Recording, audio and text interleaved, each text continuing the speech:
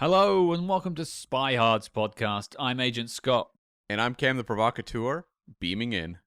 Oh, I've been waiting to beam in for 4 years. It feels good. I beamed in twice last night. No, it shows. You're beaming. There's a Spaceballs joke for you. Yeah, that certainly was. Now, we are here celebrating not only 4 years of SpyHards podcast, but we just did our first ever live show. We did. And we survived. And we made it. We weren't booed out of the room. You'll get to hear it in a minute. There were no boos. No rotten fruit was thrown at us at any point. I think everyone had a good time. Indeed, I think it was a very good inaugural live show for us, and it's all downhill from here. Oh, absolutely. We've peaked already, which is great to see. Now, for those who weren't aware, we did this at the recent Star Trek Las Vegas. You can't call it that anymore, sorry. STLV in Las Vegas, thanks to Creation Entertainment on the Inglorious Trexperts stage put together by the wonderful Inglorious Trexperts podcast. I recommend it to anyone who's a Star Trek fan. We've had some of the hosts on before, Mark Altman and Ashley Miller, who've been on to talk about their love of spy movies, and Ashley wrote X-Men First Class, of course, as well. But they put together a schedule and wanted us to come in and do a couple of panels and lead one ourselves, which is what we're bringing to you today. Cam, what was the panel about?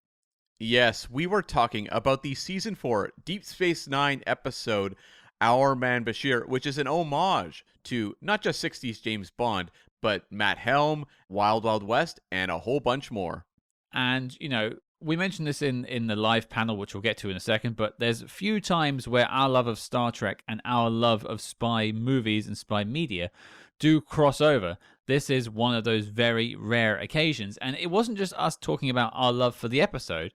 Cam, I think we had some very special guests joining us on the panel. Yes, we were joined by a power pack of guests on stage to discuss the creation of this episode, and we'll talk about their Star Trek credits in the actual panel, but a little bit of, outside of Star Trek, they are a very famous group unto themselves. So we were joined by Ira Steven Behr, who's a writer-producer who's worked on shows like The 4400, the 2000s era Twilight Zone reboot, and Outlander.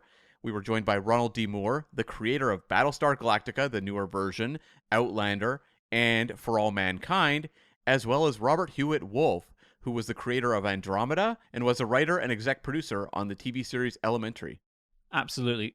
Tons of credits between them, but they all worked together on this episode of Deep Space Nine, and they've all got a lot of time and love for the spy genre, much like us and all of you listening at home. So without further ado, shields up, red alert, Cam, roll the live show. We've once again, this is the perfect panel for our friends at SpyHards. It's an amazing podcast. They're like the Inglorious Trexperts. They do a deep dive into subjects that's near and dear to us. They are experts. They are not amateurs. And that's why we would trust them with these next guests, who also did one of the the greatest Star Trek show of all time, Deep Space Nine, we are so proud to highlight this, as well as the incredible world of spycraft and espionage created in Deep Space Nine. So without any further ado, Ashley and I want to turn the stage over. Is this okay, Gull Hazel Honeysuckle? I just want to say that I also appreciate a good spycraft. Yeah, because, she's with the Obsidian Order, so we don't mess around. So we have Cam Smith and Scott Hardy joining us to moderate this great panel, the SpyHards, and we're turning the stage over to them. Come on out, guys. Cam and Scott. Hello, live and let prosper, everyone. Thank you. Serious? Thank you, guys. Go with God. Don't do anything I wouldn't do. Good afternoon, Las Vegas. How are we doing? All right. Now, my name is Agent Scott. And I'm Cam the Provocateur. And, we host SpyHards podcast that was wonderfully introduced just now. We talk about spy movies every week, which begs the question, why on earth are we at STLV? Can you answer that? Because I have no idea. I don't know why I'm here. No, I'm lost. Could someone point me in the direction of the nearest spy convention? Or no? Well, there is one moment in time where the Venn diagram of spies and Star Trek really cross over, and that is something that we're going to be talking about this podcast. Yes, we are going to talk about the Season 4 episode, Our Man Bashir, which was the 9th episode produced. That's right, yes. Some could argue the greatest holodeck episode, perhaps. It's up there. Holodeck hijinks is what we like here. Always fun. But there might be some people in the crowd here that have never seen Our Man Bashir. So we've scoured a little trailer for you to play, just to tease you about the episode. Roll it. Everybody stay where you are. Julian, Your weapon. Dr. Noah, this is your doing. You let them go. I'm sorry, Doctor. Julian, you are just in time. He was about to activate the final sequence of the lasers. Kill him, Julian. Not this time, Anna. Well, then I will. No! Oh, what are you doing? Making a mistake. Thank you, Mr. Duchamp. That looks like a pretty good episode, I'd say. But we might be experts on spy movies, but we have some genuine experts behind this curtain to talk about Our Man Bashir. Yeah, so let's bring out the first guest. DS9 showrunner extraordinaire, Ira Steven Behr. Give it up.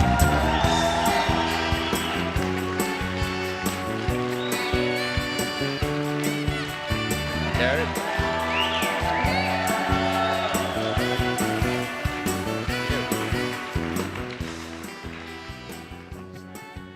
Okay, the second guest, the writer of the episode and supervising producer, Ronald D. Moore. Give it up.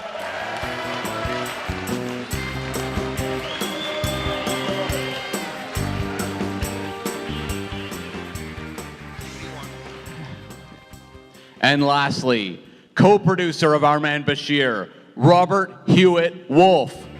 Boom.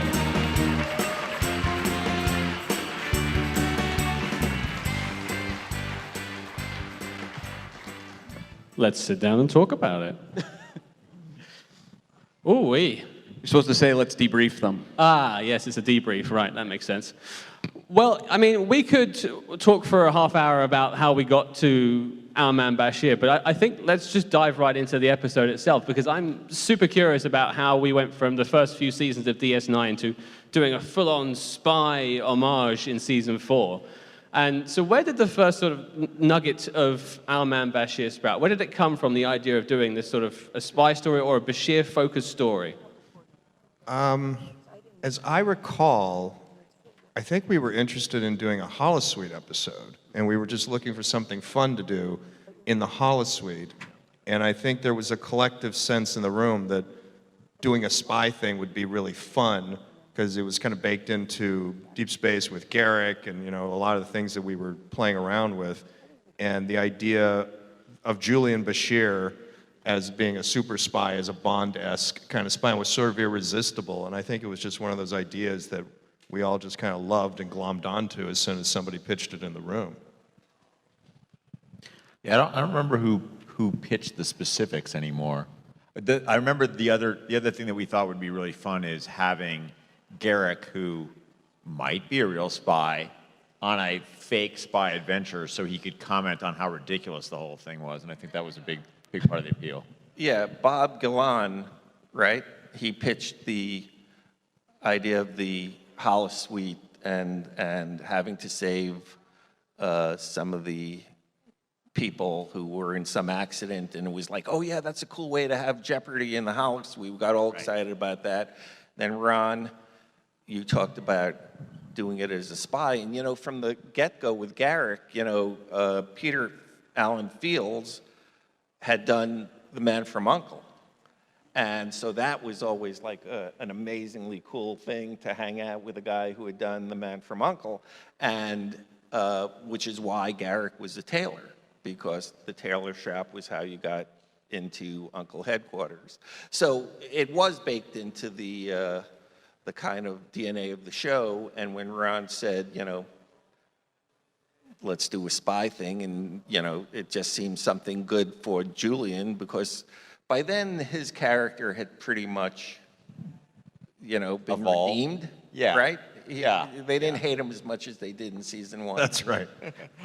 I feel like he was in pretty good shape by like season 3. So by season 4, he was cool. Well, and the relationship with him and Garrick had developed at that point too, where you wanted to do stories about the two of them, and I think the audiences liked seeing what's the new Garrick Bashir thing going to be. Well, I was going to actually ask about that because the Bashir and Garrick relationship in the episode feels a lot like Man from U.N.C.L.E., where you have two spies on Man from U.N.C.L.E. coming from very different places. You know, you have a U.S. spy and a Russian spy, and they spend a lot of time commenting on their different approaches. And you have that with Garrick and Bashir. Was that a conscious decision? What were sort of the influences, kind of the soup of 60s spy ideas going on with the writing and creation of it? I have to be honest and say I know that it was not Man from U.N.C.L.E. for me because I had never seen Man from U.N.C.L.E. It was not syndicated anywhere where I was growing up, so that wasn't one of my touchstones. I think you guys knew Man from U.N.C.L.E. pretty well. For me, it was obviously Bond, it was Our Man Flint, and even shows like Wild Wild West, to me, were like part of Matt Helm. It was really those 60s kind of spy pieces that I think were what we talked about a lot. And how much was like intentional research versus just kind of like the subconscious, all the elements you picked up? Were you going back and digging into old VHS tapes or anything like that? We didn't rewatch anything, as far as I remember. I mean, I think we just knew that stuff so well, especially Ron, and it was like, it's not like we had to go back and watch a bunch of James Bond movies to write that. Also, just legally, not just James Bond, MGM, thank you very much. I've got a question about that, don't worry. It's that's an interesting little footnote for this episode. Well, we spoke about that just now, the melding of different spy influences, be it Wild Wild West, Mission Impossible you could throw in there too. How, and I suppose this is a question fired mostly at Ron, but everyone can chip in. How do you walk the line between a loving homage and a parody? Because I think this is far more of a loving statement in this episode than just going on full-on Austin Powers mode, if you will. Yeah, you know, I wasn't trying to make fun of it. I was trying to have fun with it, you know, and it is a fine line, and I'm not sure how you define it. I just knew that the spirit in which I did it and which we all did it came out of love and affection for this genre and for all these pieces. Mm-hmm. So we wanted to do little homages and little send-ups of some of the tentpoles that you saw in these kinds of pictures and the way characters acted and certain moments that were visual and cinematic, and so it just kind of came from that spirit. I don't ever felt like we were in danger of crossing the line into straight-up parody. And what about matching each of the characters to the archetypes? Because I think probably everyone in this room who's ever watched, you know, a couple James Bond movies can pretty much call out what the archetypes of the series is. But when you go through this episode, they're very on point. But I'm wondering, when you're picking your characters, how is that decision made? It was, you know, it did not take that much thought, to be honest. I mean, you're doing a TV show, so there are things you have to do. You have your number one on the call sheet, and you can't have him be in a minor role, so let's make him, you know, the diabolical villain, you know, which he did very well. And then you had, you know, Keira Nerys. Had we done The Intendant yet? I think we had, yeah. We had. had. So then we knew she could play, you know, Femme that fatale. kind of sex appeal. Dax is the, you know, supposedly the brainiac, so that was simple. And Dorn, I thought, you know, using Worf, I thought he was used very well. I thought he, you know, gave a really kind of understated performance that I thought, I just watched it again, by the way, you know, I hadn't seen it in 55 years, so I thought he did well. So it was kind of simple, is the answer. Yeah, I mean, the biggest stretch in a way was O'Brien, but I mean, in the world of the everyman, the sort of like the muscle also is part of that archetype, so it wasn't that big a stretch even there. I was going to actually ask about O'Brien, because you have him with the eye patch, playing Falcon. Was there ever a moment where you considered going more outlandish, more of like a, you know, Jaws or Odd Job style gimmick? I don't think so, because we were trying to keep it relatively contained. You didn't want to get too big and too outrageous, because then it would just take the audience out of it. And I do remember struggling to figure out what we were going to call him, and somebody threw out the name Falcon, but what did that mean? And then it was like, well, put the Falcon on the eye patch for some reason. It was his signature. I didn't really know why beyond the eye patch they called him Falcon, but we needed a name and that worked, and we've got an eye patch, so moving on. I mean, you beat the Bond franchise to it because they had Falcon in Die Another Day, Michael Madsen. Boom. Actually, I think I was thinking of Falconetti from Rich Man, Poor Man, was it Falconetti? Who was one of the villains. That's what I remember thinking. But having watched it again, I think the least interesting character was O'Brien. I think that was the one where we could have done better, actually. You did get to work in, I think, the Goldfinger reflection moment for Falcon, at least, though. So you get obviously in the Goldfinger, you get the reflection in the eye. You get it in the champagne bottle, which must have been an absolute nightmare to stage as well. That was well done. Well, the whole thing, the thing, and Robert, I want to ask you your memory, because this show wound up being a 9-frickin' day show. And we never did 9-day shows. And it was expensive. Super expensive. And then we were doing the 2-part Homefront and Paradise Lost. And we spent all our money. Originally was supposed to be the opening 2-parter until Worf showed up, and then we had to get... And we had no money for it. Yeah. And we wanted to do like crowd scenes and stuff in Homefront to show the Starfleet, sort of show the coup. And we couldn't afford the extras because we spent all the money on Our Man Bashir. We spent all the money on Our Man Bashir, and we got screwed on that 2-parter. Well, but when you look at it, like, there's a lot of production value in Our Man Bashir. Like, the lair, the rockets, the map, the costumes are really great. We spent a lot of money on a lot of stuff in that episode. We all got really carried away, I think, because everyone, I remember the whole production was really tickled by doing the show. Yes. And every time we would pitch something out, and then go, well, but maybe we're going to cut that for cost. There'd be this like, no, we'll figure it out. You got to have the moment where the wall rises up and reveals the map, and and you have to have the bed that turns around, and all that's money.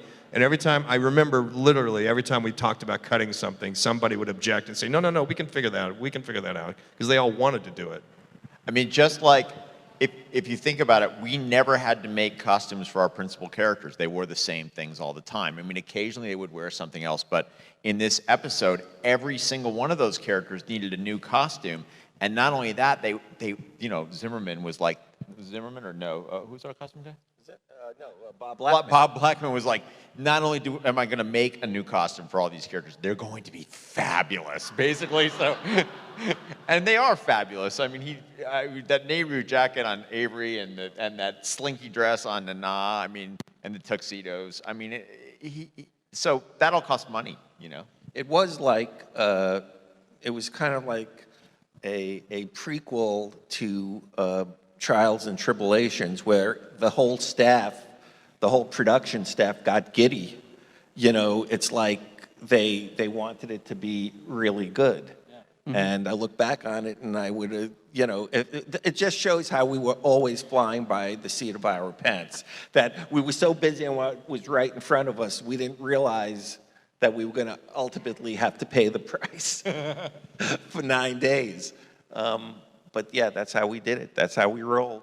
Well, this is why I think this episode's just so fantastic, because it feels like this odd anomaly in the season 4. You've spent all this money in Way of the Warrior. You've got Homefront coming up as well, and then it's this Our Man Bashir holodeck episode where you just do everything you think you could ever want to do on that episode. I mean, I'm sure there were bigger dreams and phone calls and bigger dreams you might want to do, which actually brings me to my question. Was there anything you wanted to maybe do, one more homage, and you couldn't quite get it money-wise, or was this everything you dreamed of?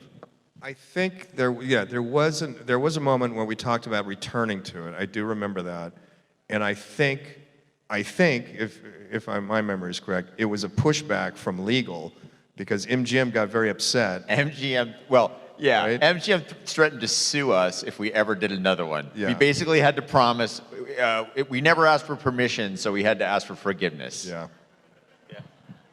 And one of my favorite things about this episode is, and a frustration I have with some holodeck episodes, is that they feel almost like kind of like a generic version of a story whereas this one is so specific in so many ways. And as people that watch spy movies every single week, I can sit there and see references that are quite overt to like a Matt Helm film. And I go like, this feels like people that really love what they're doing, love this subject, and are working in the episode in a way where fans point their fingers basically at the screen in excitement. And I mean, I would just love to know, you've got a lot of Bondian names or Matt Helmian names, Flint-like names. What is that like in a writer's room, assembling people together and just coming up with crazy names? It's just people sitting around just laughing and throwing names out and throwing things up on the board. And what if we did this and what if we did that? And it's, you know, my recollection is it was one of the more fun story breaks that we had.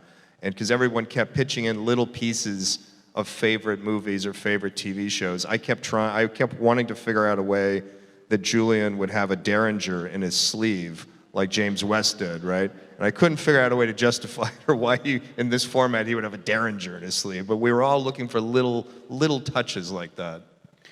If I remember correctly, and this is hazy, very hazy, but I believe we came up with the name Dr. Noah as a riff on Dr. No before we came up with the plot. And that the name Dr. Noah drove the plot. Yeah, I came up with Noah. The two things, my two were Mona, and Mona, there was a Mona different loves name. There was a different loves it. I can't remember what her name was. And I said, no, Mona loves it. And you got excited about that. I remember which name I came up with, and I'm very embarrassed to say it. Colonel Kamaninoff. That was me. Yeah, that was great. But I do think of course, when you mentioned Matt Helm, it's like, come on, we could do better than Matt Helm. I do think what Ron said was true. We did talk a lot about the Wild Wild West, because I love the Wild Wild West. Ron loved the Wild Wild West. And I think in some ways, and the kind of ludicrous, idea of Dr. Noah's plans and stuff was something very much into the Wild Wild West kind of a thing. So I do think that was the main push for the episode. Ron. Well, it was also because you pitched for Wild Wild West the feature before we did that, or after? No, it was after. Because Ron and I both independently were called into the cattle car to pitch the Wild Wild West feature, and neither of us got the job. Neither of us got it. And actually, in the format of that episode, now that I think about it, I think we had discussions about Wild Wild West also because it was one of the few spy pieces that was about a partnership. Yeah. It was Jim and Artie. And so there was a way to sort of emulate that in Our Man Bashir between Bashir and Garrick. Well, one thing I wanted to circle back to just a little bit was Julian Bashir, because he becomes our man, after all. And, we talk about the reclamation almost of Bashir and sort of moving him on into the later seasons. And he grew as a character throughout the show, actually one of the biggest growths of the whole show by the end. Was this also pitched as a way of giving him an edge? Because he is the sort of spy hero. He is 007, if you will, in this episode. He's got a gun. He's doing a mission. Is that kind of one of the reasons you wanted him to be the lead, or it could have been someone else? No, I think no, he it always... could be anyone else. No. He had the accent, But, the one thing I want to say about Bashir that annoys the hell out of me is that, his story arc, his character arc, was exactly what we had planned. Always. He was supposed to be annoying, and at the end, and so it wasn't the actor who was doing it, or that we were accidentally making him annoying. That was the plan that Michael had, and that I talked to Michael about in terms of the relationship with O'Brien. So it had nothing to do with Siddig's performance, or he wasn't doing anything that he wasn't supposed to be doing. And then at the end of season 1, they try to fire his ass, and it was like, guys, hold on, it's all going to work out. So that's one of those things that character wasn't working. That character was working exactly the way he was supposed to be working from the jump.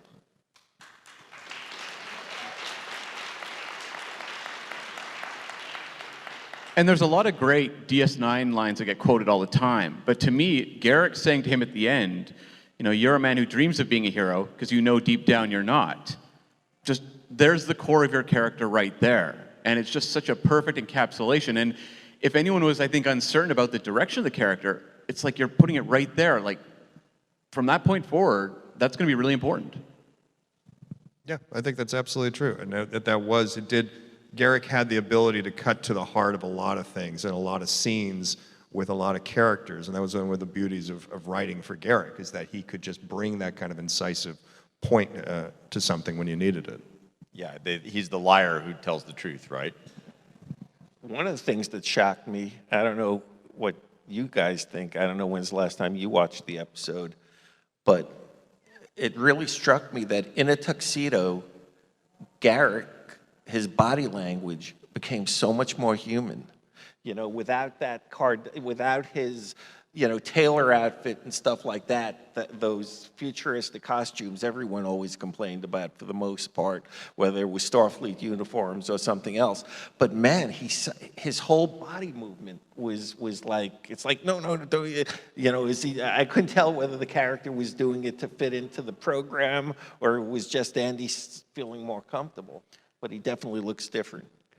I remember reading one anecdote about this episode was the costume department had a lot of trouble with the tuxedo for Andrew because he has a normal sort of slender figure, but also like a 40-inch neck because he has to wear the prosthetics. I would like to see that shirt now. I imagine it'd be a massive hole at the top. And when it comes to bringing this to life, I would just love to know any conversations you had with Winrich Kolbe about, because it's one thing to put it all on the page, but to actually bring it to life. Look, Kolbe was an interesting, talented guy. You know, he was a Vietnam War veteran. That's why we had him do Siege of AR 558. And if you gave him something specific, he would just get. It seemed to bring out the best of Kolbe. If you just gave him a by the numbers DS9 episode, he did fine, but I don't think he was as locked in, and he was locked in to this episode. I mean, come on, he was the same basic, whatever his age was. I'm sure he watched all those movies, and it's just a fun way to do it. But he did a really, really good job, and like I said, and I will keep saying, 9 days was unheard of. So, he got the support, from everyone. But he definitely brought very specific visual sense to it. He really captured the mood. I mean, the shot composition. He just, he committed fully, and I think that's part of the charm of this episode, is that all the people that are involved behind the scenes that, from the director on down, that you don't really think about, costumers, prop guys, set dressers, they were all into it, and they all just brought their A game, and it's just great to see. One thing we haven't mentioned is the fantastic music for the episode from Jay Chataway, who I believe was nominated for an Emmy for this.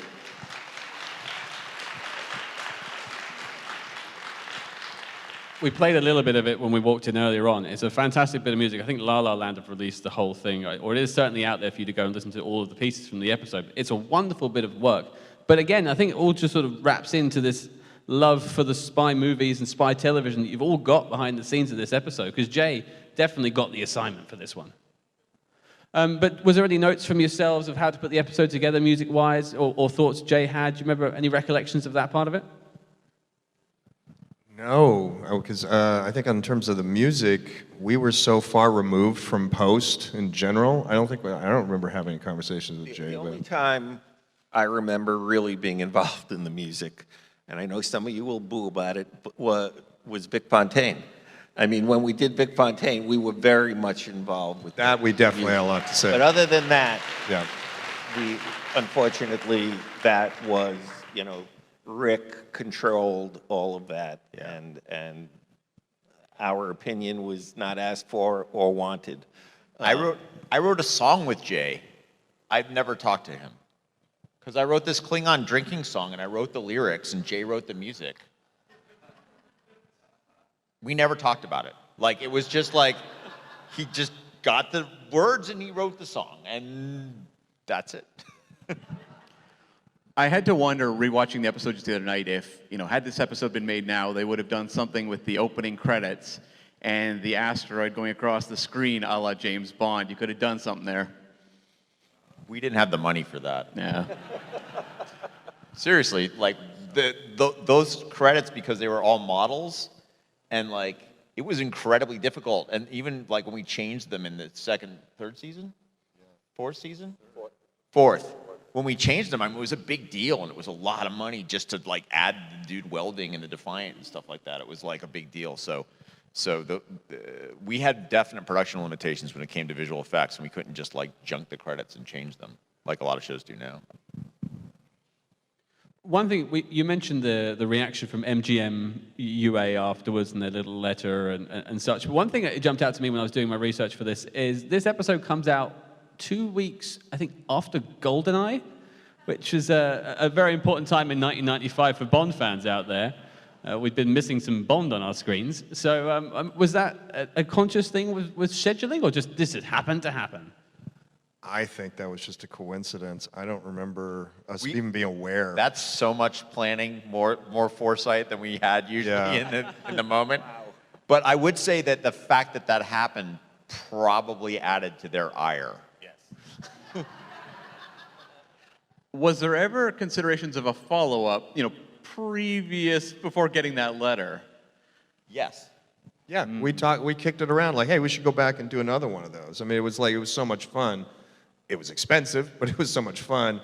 And I think that we even sort of said, well, now we've built some of those sets and we have some of those costumes. It'll be an 8-day show.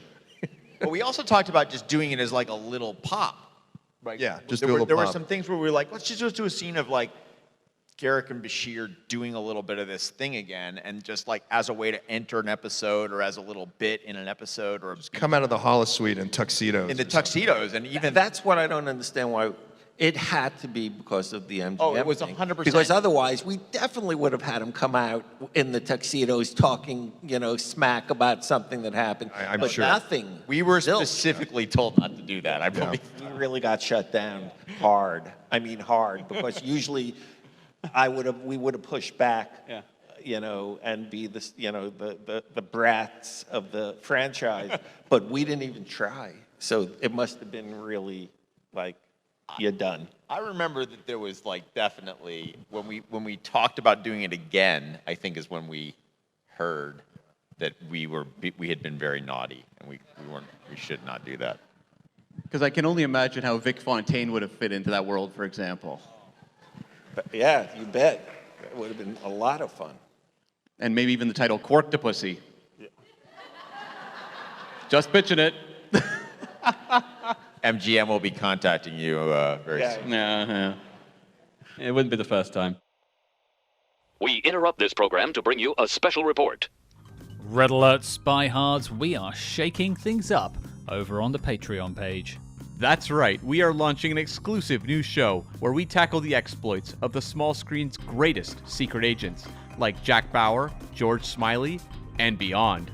And don't forget, every month you also get 2 Agents in the Field episodes where we decode the adventures of your favorite spy actors in their biggest non-spy movies. But Cam, tell the people what we have coming up next. Scott, summer is wrapping up, so it means that we have precious little time. Let's get to the ocean, jump on a catamaran, and go sailing with Kevin Costner, because we are going to tackle 1995's Water World. How does fish tar hold up almost 30 years later? So don't get left out in the cold. Help support your favorite spy movie podcast and join the circus at patreon.com/spyhards. But before this message self-destructs, let's get back to the Spy Jinx. I could talk about this episode for another 3 hours, but I want to expand the scope slightly to Deep Space Nine as a whole, because Spycraft espionage runs throughout the whole show, the whole 7 years. The Obsidian Order, Section 31, it's sort of the lifeblood, deceit, deception, all that sort of stuff. So why, and this is sort of a broad question, but why was Spycraft espionage so important to Deep Space Nine? Well, I think partly it was, again, trying to break as many rules as we possibly could. And there is something inherently dirty and underhanded about spying. And, you know, one of the things I wanted to bust, and I think we all wanted to bust, was the idea of the clean, you know, above it all Federation who are always on the side of the angels. And, you know, I lived to change that as much as we could at the time. So I think that's why, and ultimately, you know, we set the stage with the Obsidian Order to get to Section 31, which, you know, it came so late that it wasn't, you know, it didn't become the hot potato it could have become if we had gotten, not that we ever would have, an 8th season, because what I kept saying at the end was, you know, we'll never find another enemy better than the Dominion. You know, we just could not top the Dominion. So then you have to look for the enemy amongst yourselves. So season 8 would have been, you know, about Section 31. They would have hung us all if we had done it, but that was the only way I could see the show going. Well, that was part of the pitch room you did on the What We Left Behind documentary, was that the Section 31 was heavily involved with that, the explosion and things. I won't spoil it if you haven't seen the documentary. Go and check it out. But that they do feature into that potential season 8.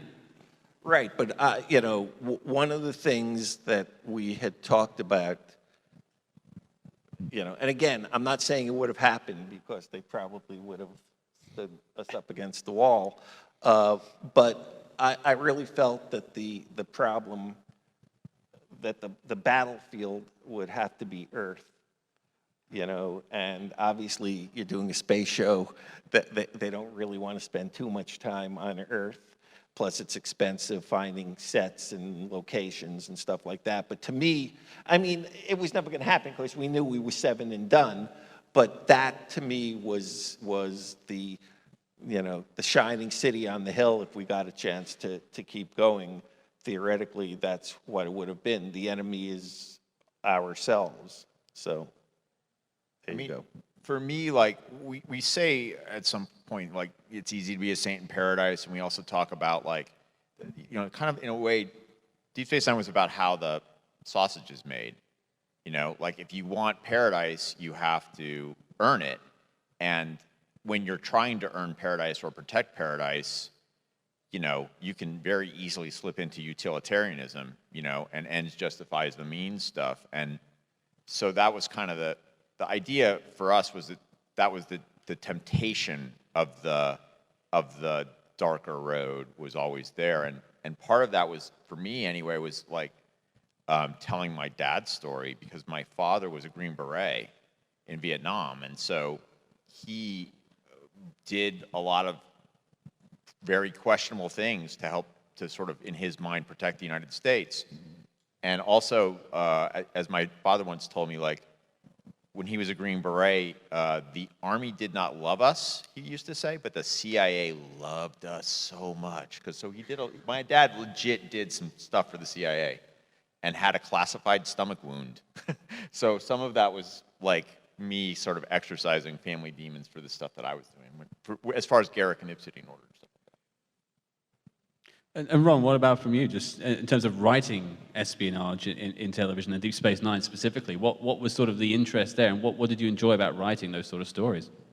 I think to me, it was a genre that I didn't love and have an affinity for, but I think in the terms of the show, it was just another genre to play with. I mean, one of the things I really loved about the whole Star Trek franchise was that this week we're doing, you know, a spy episode, and this week we're doing a romance, and this week we're doing an action piece, and this week we're doing a mystery, and I loved that, just spinning the wheel of what it was going to be. So getting to do spy stuff, whether it was Our Man Bashir or whether it was Section 31, it was just exciting and fun, because, oh, okay, now we're shifting gears, and there's a different way to play this, and, you know, let's find our way through a spy story with this same set of characters in this environment, in this world. And it was just, you know, it was always refreshing. You weren't getting bored with the show, because you couldn't be bored with the show, because it was always something new next week that you had to tackle. And I kind of approached that aspect of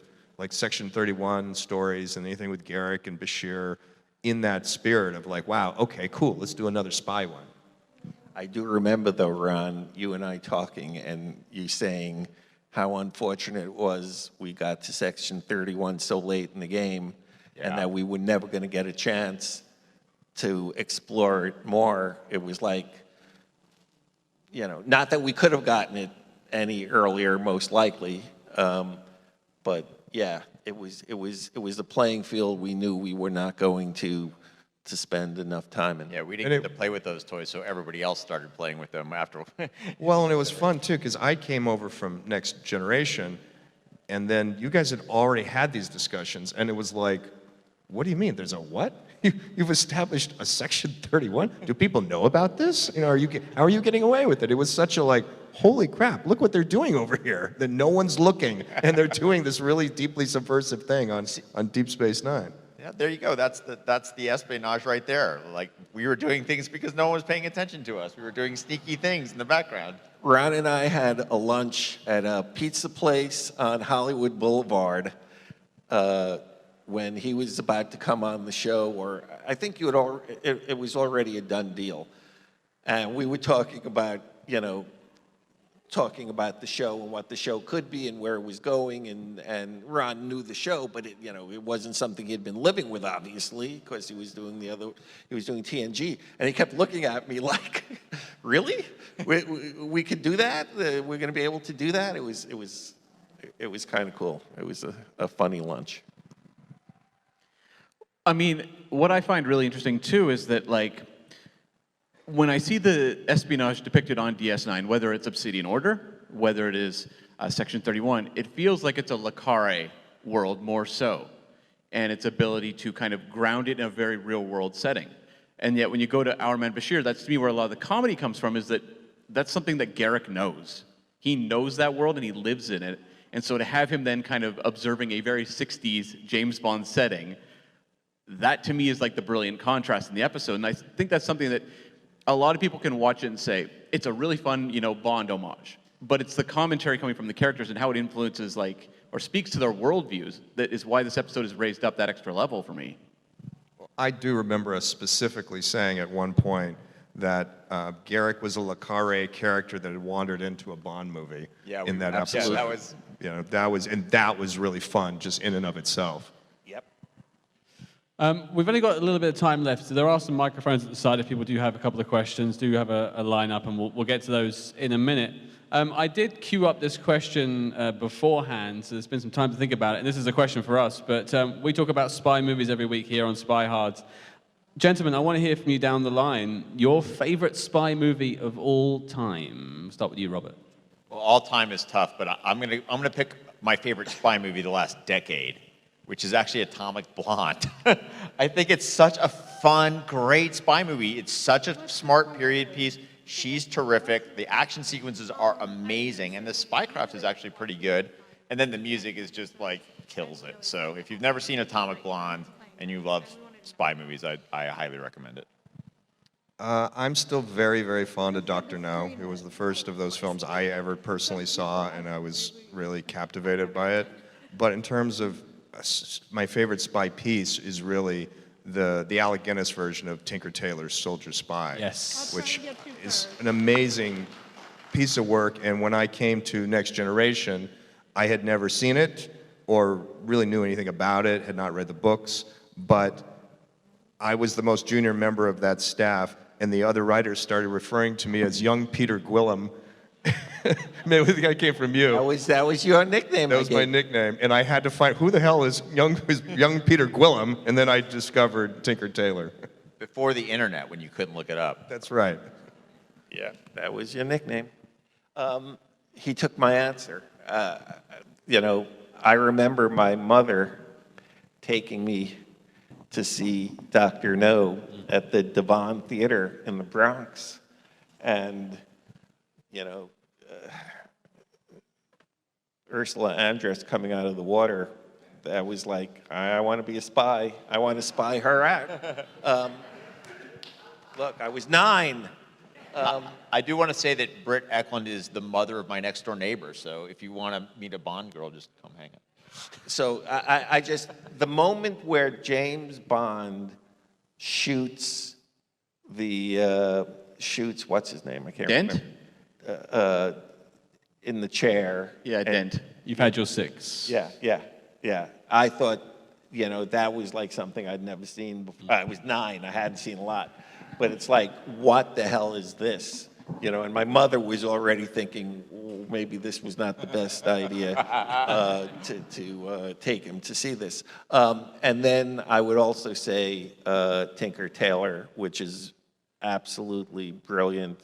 I also like The Spy Who Came In From the Cold. I mean, that's a heartbreaking movie and book that never fails to, affect me when it's over, because that really is the business, the hard, nasty business of spying. I mean, I can't complain with any of those films, to be fair. That sounds like a really nice night out at the cinema. I'll be watching all of those in a row. But wonderful choices. Some of my favorites there too, but we have a lovely lineup here either side. Let's start with the right-hand side. Hello. Just want to say thank you for the greatest Star Trek series. My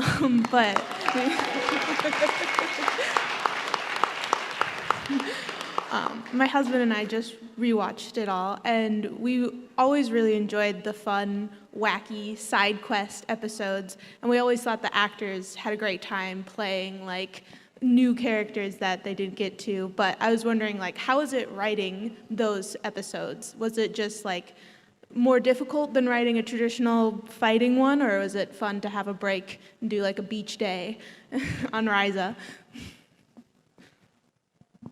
So basically, what was it like to write the sort of the lesser stakes episode? You're going to Ryza and things like that, where it's not so high tension, sort of the more like hanging out with Let's not speak of the Ryza episode, please. They were all hell. They're all difficult. But no, it was fun though. Like what Ron was saying, they were a break in genre. So when we got to write something like Little Green Men or Bashir or something where we were able, or I'm sure like when you wrote Wrong's Darker Than Death or Night, and you got to do a serial killer like creepy horror movie. Right. It's fun to be able to do those different genres. Yeah, I mean, that was the glory of the show. And they were all, each one was hard. Each one had its own challenges, even the fun ones. You're still struggling with budget and schedule and time and notes and, just all the myriad problems of production.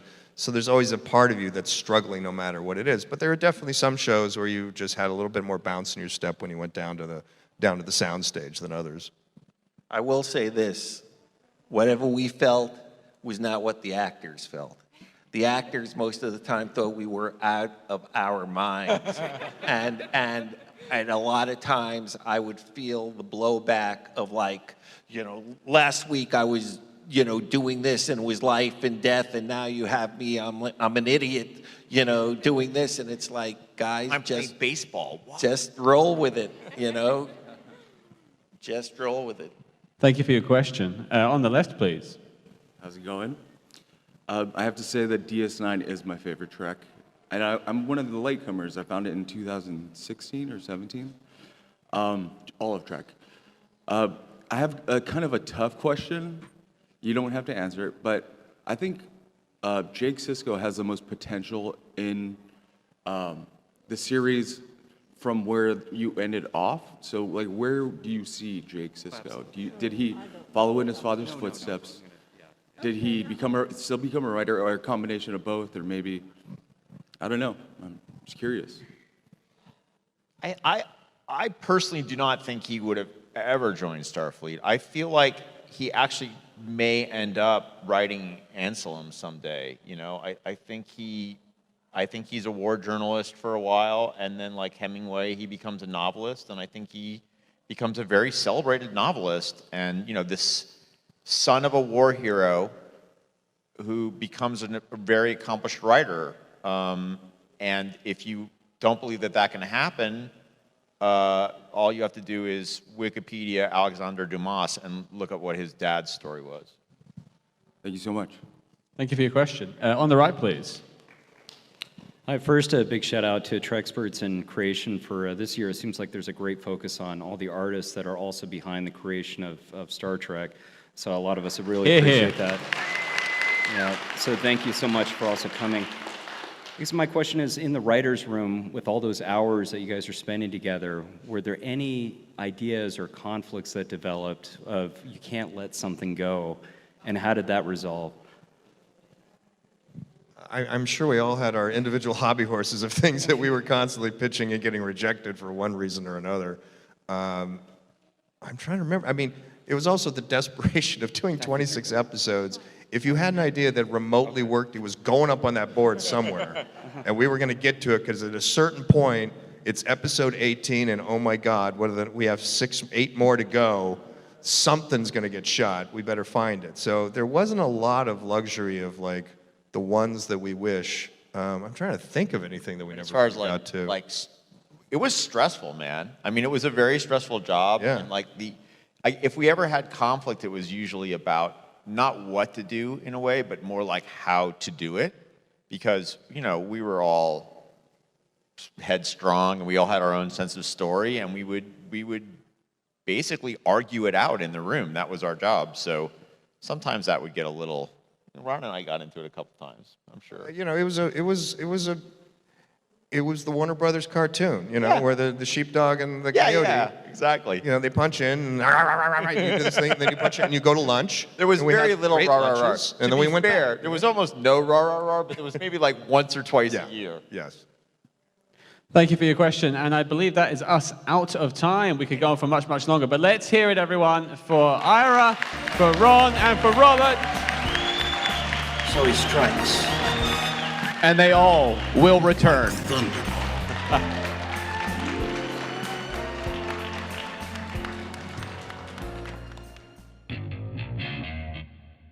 Whoa, my God, there you go, folks. That was our first ever live show. Probably last, but hey-ho, we gave it a try.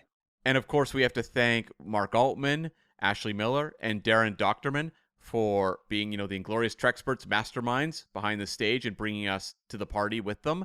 And then also Creation Entertainment for letting this entire, you know, event happen and being so supportive of what the Inglorious Trexperts were doing. But this was an absolute pleasure because one of my favorite things attending the Star Trek convention in the past was when they would do spotlights on an episode and bring people associated with it on stage. And we saw that in the past with some pretty classic Deep Space Nine and Next Generation episodes. And to be able to moderate a discussion about a specific episode like this, one that is so in our wheelhouse, was something I never thought would ever happen, but was a total blast to see realized. Yeah, I mean, when we were approached by Mark originally to do this, like there was a discussion of maybe it just being us talking about the episode, just us celebrating it. And it ballooned over the months leading up to it to having Ira Steven Behr, which, you know, the showrunner of Deep Space Nine from season 3 onwards. And I know we're a spy movie podcast, but you guys know we love Star Trek here. So we will indulge ourselves for a moment if you will indulge us. Ira Steven Behr is very important to me because he was a showrunner on my favorite series of Star Trek. Ronald D. Moore, I mean, we didn't mention it at the front, but he co-wrote Mission Impossible 2 with Brandon Braga, who we've also had on the show in the past. Yep. So there's the little spy credentials there. He wrote this episode and many other great episodes of Star Trek that I have loved. And Robert Hewitt Wolfe, a bit of an unsung hero when it comes to Star Trek in my book, a producer extraordinaire who helped craft and bring to life a lot of the episodes that Star Trek fans know and love.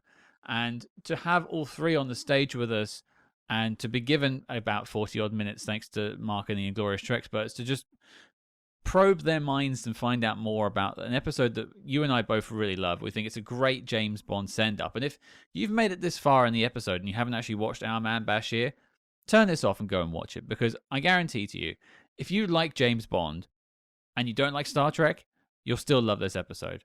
It is built for you as a spy movie fan. And luckily, we are spy movie fans and Star Trek fans. So this is like an adrenaline shot to our heart. And I think the enthusiasm for the spy genre in that 60s period really comes through with the guests, the people that were actually creating the episode. All three of them were really geeking out over the kind of minutia of telling this story, and how it was an incredibly expensive episode that went over budget and over time because they were so invested in creating the ultimate homage to, Bond in the 60s, I think was very fun to hear. And also just, I really appreciated that all three of them came to entertain with this panel, because this is an episode they wrote several decades ago, a couple decades ago. And Scott, can you tell me about the recording of the Man from U.N.C.L.E. episode we did at the start of this podcast? We did a Man from U.N.C.L.E. episode at the start of this podcast? You know what I mean? Like, we did, episode 3. We covered the Henry Cavill film. Oh, at the start of this, I meant I thought recording today. I thought I was having a brain slip. Did I record something I've forgotten about already? Wow, this is a long day. No, when we launched the show, no, I cannot tell you anything about that episode or that review. And sometimes I don't really want to go back and listen to our old stuff. I get a bit embarrassed by it. Not that I think we've improved. I think we've probably gotten worse over the years. But no, I know exactly what you mean. And they all turned up. Ira had gone back and rewatched the episode for it. I think Robert had too. I'm not sure about Ron, but it was all very vivid in their memory, and it came with stories that haven't even made I have a shelf above me recording right now full of Star Trek textbooks and spy movie textbooks too, with interviews with people over the years. And there were anecdotes in this that have never made those books. So we've discovered things together with the audience that came to see us there in Vegas. And, you mentioned something, just sort of ran through, I think, a very important point. And one of the reasons why I wanted to highlight this episode, and I think it was important that we did, is this episode stands out as a bit of an oddity. Mm-hmm. To contextualize those who haven't watched Deep Space Nine or haven't watched it in a long time, Season 4 of Deep Space Nine was meant to start this whole arc of the Klingon War, and it spent a lot of money on the first couple episodes. They brought Michael Dorn over from Star Trek The Next Generation to be Worf on Deep Space Nine. And then the 9th episode of the season, they spent tons of money already, and they go and blow their budget on a spy spoof episode that doesn't even forward the plot of the season. Yeah. What an oddity that this exists. And the reason it exists, and I think we got to the bottom of it in our discussion, is because all those three creators love spy movies. Yeah, you have to create this episode of television because it's so specific. You are going to, if you watch this episode and you haven't seen it before and you're just listening to this podcast, there's a reference to Lovey Craves It from the Matt Helm films. I mean, that is pretty damn obscure. Yeah, they were popular films of their time, don't get me wrong, but they've been lost over the years. They're not lost media, but they're not things that people are watching anymore. Yeah. So these guys grew up in that crucible of the 60s and absorbed all that spy media. And it just goes to show that, I bet that writer's room, and they did talk about it, was an absolute riot when they put that together, because there must have been so many ideas coming from these three guys when they put this together. They all had the things they've injected. There's a Goldfinger reference in there. I mean, there's tons of references. We spoke about some of them, but there are a ton more we didn't even get a chance to talk about. And, I mean, another thing that I think is really interesting that we got a little bit more of information about was the fact that this came out, I think, 2 weeks after GoldenEye. Yeah, that's right, yeah. And that was the new wave of James Bond. So much so that MGM took umbrage with it and sent them a cease and desist, basically. Mm-hmm. Yeah, and I was fascinated to ask them about the release of the episode coinciding with GoldenEye, and them just being no, we couldn't plan that far ahead. And it's wow, holy smokes. Serendipity, isn't it? Yeah, exactly. This was just kind of a perfect storm of elements. And even just, the MGM letter is fascinating and how it really just stifled any attempt to do a proper follow-up to this episode. And it just takes you to a different... I mean, MGM has always been, and particularly Eon as well, have been very protective of James Bond. Quite litigious, yeah. I feel maybe it's opened up a little bit in terms of being able to pay homage and spoof James Bond in the years after this episode. Well, I think by the time Austin Powers came out, they had no control anymore. Exactly. They can definitely clamp down if it's too specific, but when it comes to homages and parodies, it's a lot harder now, I think, than it was at this point. At least, maybe that cease and desist wouldn't have led to any success in the courtroom for MGM, but it was enough to scare them away. Yeah. Which, it did its job. And I think things have maybe loosened up just a tiny, tiny bit. But I also loved how this could be just a James Bond spoof. Mm-hmm. And there was no shortage of those in this time period and earlier. But the fact that they managed to merge it with a very character-specific story about developing, a character on the show that was not necessarily working for audiences, Mm-hmm. and really kind of refining who he was and presenting that to the audience as to, here's the core of him and here's who he is going forward, I thought was really interesting, because that's one thing we talk about all the time is like good character writing that is informed by the comedy. Yeah, and we talked about Julian Bashir, who is Our Man Bashir, the episode sort of is named after him. It wasn't working for audiences, and there was people that really didn't like the guy, played by Siddig El-Fadil. And this was kind of like table setting. Like they restated his mission Mm-hmm. going forward. And I think one of the things that's quite beautifully done about this episode is, aside from the comedy, aside from the referencing, there is an undercurrent of holding up sort of a mirror to the insanity of the 60s spy era by bringing in the sort of cold water to the face that is the Garrick character, played by Andrew Robinson, who you guys might know from Dirty Harry, the first Dirty Harry film. He's the villain in that. But he plays Garrick in Deep Space Nine, and he's basically like, this whole episode is what would happen if George Smiley turned up to James Bond on a mission and just kept on saying, like, why is it happening this way? This is all utterly insane. Yeah, and I was very happy to hear them talk about how he was informed by the work of Le Carre. Mm-hmm. I was a little deflated, though, that my Man from U.N.C.L.E. comparison was a little deflated there on the live stage. But you know what? I nonetheless managed to clear that up, because when I watched the episode in preparation for the panel, that's all I could think about, because Man from U.N.C.L.E. is so fresh in my mind about how well they line up. And but like I've certainly never watched Wild Wild West, the original TV show. I've seen the Will Smith film. Yeah. But like they took a lot from that, which is I can only take their word for it, but I do know that it's a bit of an odd couple show as well, I think. Mm-hmm. Yeah, it is, yeah. And it's not a show that I've ever come across, and the movie did not do wonders for inspiring me to seek it out. No. Maybe when we go, because we're going to review that film at some point down the road, maybe that will inspire us to go watch a few episodes of the TV show. Or the pilot. Just the pilot. Maybe. It might be really good. Might watch a couple more. You don't know. Maybe. But yeah, I mean, just overall, what an experience. There was a bit of nerves beforehand. I'm not going to say I'm the most cavalier of people, but I'm pretty good on stage. I do public speaking from time to time anyway, and radio, stuff like that. So it's not a problem for me. But me and you had never done this live before. I'd actually done a panel myself with another friend of the show the day before. Yeah, right. Talking about something else, but this is the first time you and I were taking the stage together. And I'll give you a little behind the scenes moment, folks. Cam doesn't know I'm going to mention this story, but it did make me laugh at the time. We were preparing in the room next door, writing our notes for it, and I kind of came into the conversation with Cam feeling like I had a feel of what was going on, and like I'd been on stage the day before and it was a well-received panel. Yeah. And kind of being like a bit of an old sweat, like, all right, I need you to be a bit lively on stage, Cam. And Cam turns to me and he goes, I've done this before. And I was like, oh, okay. Right. I'm the pipsqueak here. Right. I've got it. And I know it was coming from a place of love from you, Cam, but like you put me in my place in that moment. I felt like mildly deflated by that, I have to say. Well, that wasn't my intention, so I apologize if that was the case. It was more that, like, yeah, because I've done panels in Vegas before, just me with my co-host Tyler Orton from the Subspace Transmissions podcast, where we weren't moderating anything. It was just like we had to fill an hour on stage, the two of us. Mm-hmm. So, yeah, I guess I'm used to that kind of pressure, which is entirely different than moderating. So, yeah, but that was not my intention to like chop your knees off before we went on stage. I don't take criticism. I don't really listen to a lot of people anyway. To be fair, I'm a bit of a water off a duck's back kind of guy. It really would be useful if I did take criticism on board, because maybe this podcast would improve.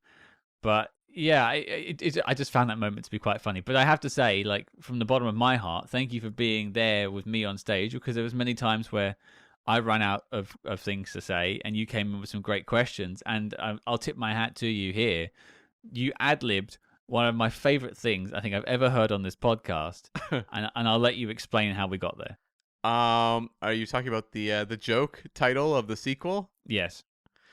I I generally, when it wasn't necessarily ad-libbed on the spot. It was something I came up with as we were walking on stage. Right. It was like, okay, I want to have something in my back pocket, like a joke to drop if the opportunity calls for it, and I feel like we want to goose the audience, basically. Mm-hmm. And so it was never inside baseball here, folks. Goose the audience. Oh, boy. Yeah. I was never going on stage with the intention of this is going to be my moment or anything like that. It was more like mic drop, walk off stage, crowd roars. Never. It's just like, it's kind of like the backup plan, basically. Or it's like something of like, okay, if I drop this, I know it'll work. And so it was literally come up with, I would say 5 to 10 seconds before I walked on stage. For those who maybe didn't hear it in the actual edit, but coming up with a sequel being called Quark to Pussy. The reason that is, I shouldn't have to explain jokes, but there's a character called Quark in Deep Space Nine, and then Octopussy, of course. So for those who haven't seen Deep Space Nine, that's why that landed. Yeah. So I was quite proud of that one. But that's always kind of my. It's more about anxiety-induced preparation. And with this panel, people would ask me if I was nervous about it. And in a way, I wasn't as much because we had 3 very prestigious guests. And to me, it was more like the chances of all 3 of them being there seemed unlikely. Yeah, it just wasn't going to happen. Yeah. Yeah, like you and I have gone to Star Trek conventions over the years where, writers are announced as guests, and then they drop out last minute because they're busy with professional commitments. So to me, the chances of having all 3 of these men on stage with us was probably not going to happen. I was basically just sitting and waiting and seeing what we actually had when we walked out on stage because I didn't know. And so I had almost like a calm because of that. That you'd think it would be the opposite. I'd be more nervous not knowing what shape it was going to be. But it just kind of allowed me to be like, well, I don't know what it'll be. I guess we'll find out. Kind of have that distance. Yeah, and I think 4 years of us doing interviews prepared me slightly for it. And I think slightly, we've had some awkward interviews over the years that we've edited down. You guys haven't heard everything. So there was a little bit of nerves. Yeah. But I think we handled it well. You'll have to let us know what you think of the episode, folks. And I think to wrap us up, and a couple of quick notes and a couple of quick questions. If we get asked to do this again, I hope, my big goal one day is to have enough of an audience to do an actual live show, maybe here in London or somewhere in North America where people can actually come up and actually do a proper SpyHards live show. That would be great. But maybe we'll get asked back to STLV next year. If the Inglorious Trexperts come back, I'd love to come back and do some more with them. I've got a couple of ideas, so why don't we have a quick pitch session of what we'd like to do at the next STLV if we're invited back? Okay. What's your first? Well, my main one, spinning off of this, is I'd love to do a 2-on-1, I suppose, interview with Andrew Robinson, who plays Garak throughout Deep Space Nine. He is the spy on the station. For a little bit of background on the character, he was a Cardassian, or he is a Cardassian who worked for the Obsidian Order, which is their spy network. Yeah. And because of the fall of the sort of Cardassian government at the beginning of Deep Space Nine, he's abandoned on Deep Space Nine by his government. And for the rest of the show, he sort of acts as an antagonist against the Cardassians for the Federation and spies for them and does all sorts of clandestine activities on the station and around the station. So he is basically the biggest spy in Star Trek history, I would say. Yeah, no, that's a great call and a very beloved character and would no doubt pack a room. I think that's a pretty much guarantee. It'd be interesting to talk to the writer that created the character as well. Yeah. I think there's a lot you can mine for Garak for sure. I think I'm looking kind of at 2 episodes. One of them is the, I guess, first ever real spy episode of Star Trek, which was the Enterprise incident from season 3 of the original series. I think it would be a tough one to do because you'd have to track down someone who'd worked on it in some fashion. Yeah. But to do some sort of spotlight on that as being the first Star Trek spy story, I think that would be interesting. The other one is actually Deanna Troi is a character who was often not served very well with her solo episodes on Next Generation. And she did a spy story called Face of the Enemy, where she went undercover as a Romulan. Great episode. And I would love to do something about the creation of that episode. I don't know if Marina Sirtis would be available to talk about it, but to talk to maybe the writer, the director, something to get kind of the inside scoop on that one, because I think it's a very well-regarded episode, but deserves to be held in even higher regard than it already is. And I agree. I think they're both great ideas, and if Inglorious Trexperts are listening, write these ones down. The other one is, we sort of touched on it a little bit, which is Section 31, which is the clandestine organization within the Federation in Star Trek, inside of the Federation, not Starfleet yet. And there are a lot of these spy organizations, the Tal Shiar, stuff like the Jadvash. There's a lot of them in there that you could talk about. But then there is a Star Trek spy movie coming out between now and the next STLV. Now, I've seen the trailer for it, and it doesn't fill me full of hope. Mm-hmm. But, there is a Star Trek spy movie coming out in the next year. I think it would be a waste if we didn't potentially talk about that. I think that is also very likely that if we wind up on stage next year, that it is associated with that. I mean, if we do 2 panels, maybe we do like one of the ones we suggested, and that for sure. I mean, especially if you can get maybe the writers of it or a couple of the cast members, there's plenty to mine. And who knows? Many good films have had bad trailers. Oh, totally. Right now this is all just dreams. We'll see if any of them are realized, but I think that all of these could lead to fascinating discussions with people that we admire. Yeah, absolutely. And I think that sort of brings us to a slow close there. I'm still kind of pinching myself from the fact that we were asked to do this in the first place. I'm very thankful to the Inglorious Trexperts, all 3 of them. Thank you. Thank you to everyone who turned up in Las Vegas, to all of the panels that we did. We did a great one on the sort of the Sci-Fi 79, which I think might be coming out on the Inglorious channel down the road as well. And I'm just I often say like how humbled I am by doing this show, and I'm not doing it to blow smoke up anyone's butt. Mm-hmm. I genuinely am thrilled that me and you get to still do this. I'm thankful to all of our patrons that help support the show. If you'd like to find out more about that, patreon.com/SpyHards. We appreciate any support we can get. It's helping keep the lights on here at SpyHards HQ. But honestly, I'm thankful to all of you who turn up every week and listen and talk about the show online, to us about the show online. The engagement gets better and better every week. The downloads and all that gets better every week. I'm so thankful that we're still able to do this, and I'm thankful that I'm able to do it with you. 100%. And again, my thanks goes out to everyone who was in the room for that panel, because when you have guests that prestigious on stage, you want an audience there to support them, and that audience turned out. And so I'm very thankful for that, and to everyone who listened to this episode and listens every week.